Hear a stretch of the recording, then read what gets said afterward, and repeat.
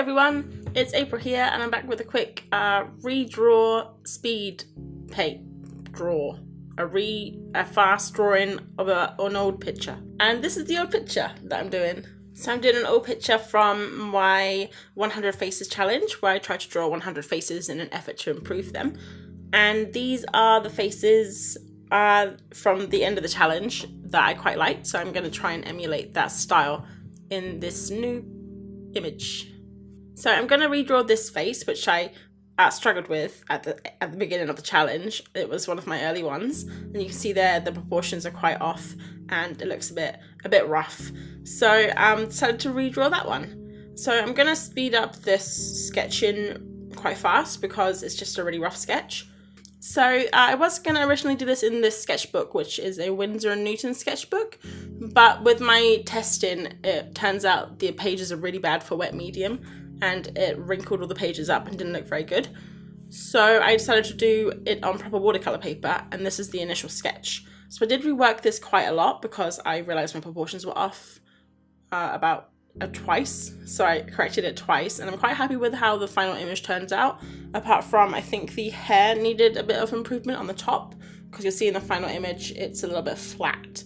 And in this sketch it's actually not too bad, but when I take it over to the watercolour paper, I didn't really copy the sketch very well.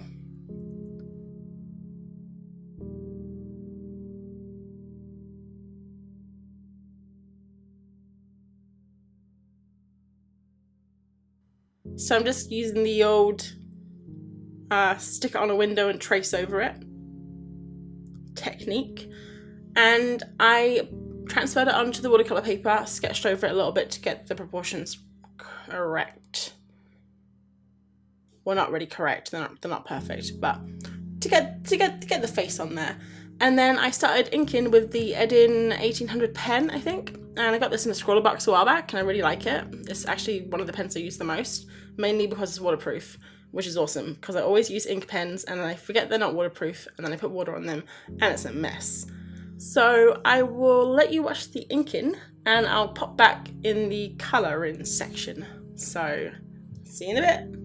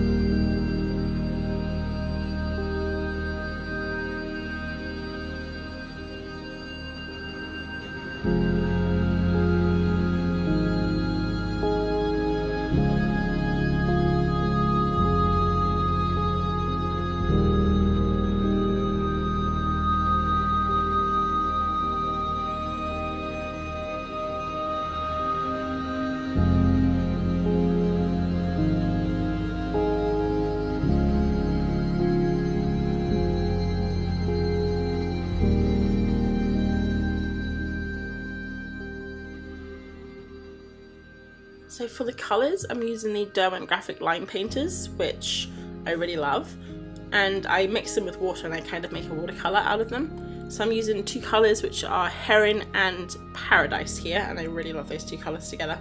They make a really pretty purple when they're mixed as well. And then I got my super professional paper palette there. And to start with, I use super light washes, like barely even noticeable, because when I was doing a test in my sketchbook, I went really heavy-handed because I haven't used these for so long, and it kind of turned out a bit like a clown. So I was a bit scared to go darker, so I just went super light instead. And I think one thing I'd really like to work on is my tonal values, because I think like most beginning artists, we are afraid to like go darker, so we always tend to go towards the lighter side. So the tonal values of most images are always kind of towards the lighter side where there should be more shadows. But I think that's okay for now, before I get more comfortable with it. So I'm just using this red for the skin, and then I bring it into the hair later, and then I mix in the blue.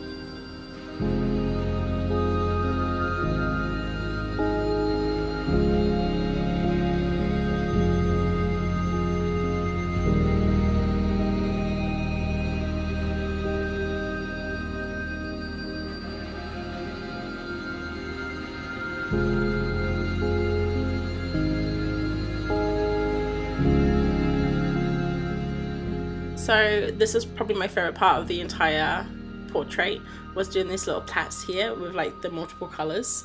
I think it looks really pretty.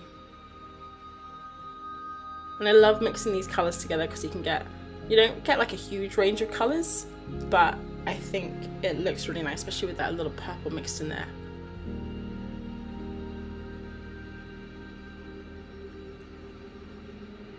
So looking at the image now, you can probably see that their head at the top is a little bit flat, and I think most of the reason for that, I did actually notice it on this as I was inking it. I think one of the reasons is I sketched it too high up on the page, so I didn't really have anywhere else to go, so I kind of had to deal with it when I noticed it. But another reason is just observation, which I guess is just going to come in time. I'm actually super rusty because I haven't drawn faces for probably four or 5 weeks now. As in, when the challenge finished, I was kind of bored of drawing faces and I wanted to draw something else. But so coming back to it now, I'm like, oh my god, how to draw a face. So I definitely need to keep practicing, otherwise you're just gonna lose the skills.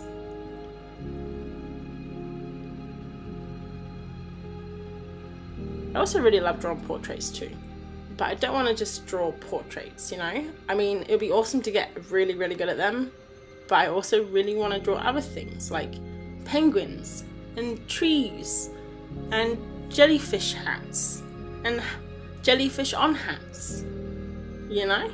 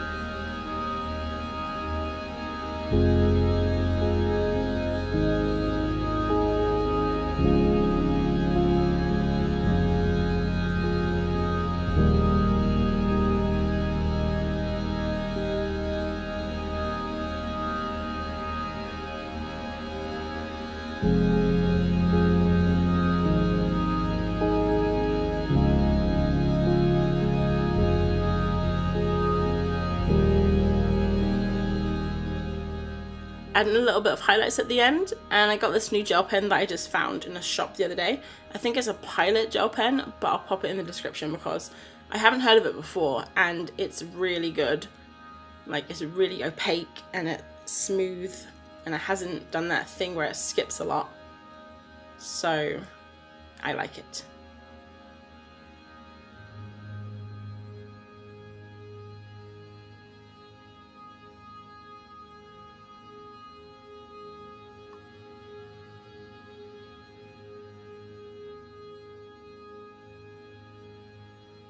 And adding the little highlights, and then the piece is finished.